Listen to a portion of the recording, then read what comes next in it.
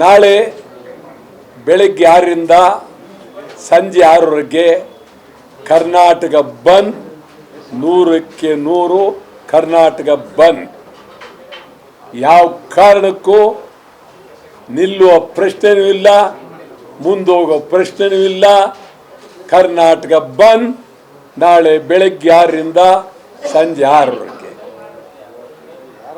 ನಮಗೀಗಾಗಲೇ ಯಾವುದಕ್ಕೋಸ್ಕರ ನಾವು ಬಂದ್ ಮಾಡ್ತೀವಿ? ಒಂದು ನಿಮಿಷ. ಬಂದ್ ಅಂದ್ರೇನು? ಬಂದ್ ಒಂದಿನ ನೀವು ವಾಹನಗಳು ಓಡಿಸ್ಬೇಡಿ, ಮನೆಯಲ್ಲಿ ಆರಾಮಾಗಿರಿ, ಶಾಲಾ ಕಾಲೇಜುಗಳು ಮುಚ್ಚಿ. ಇದು ಒಂದು ರೀತಿ ಕ್ರಾಂತಿ ಅಲ್ಲ, ಇದು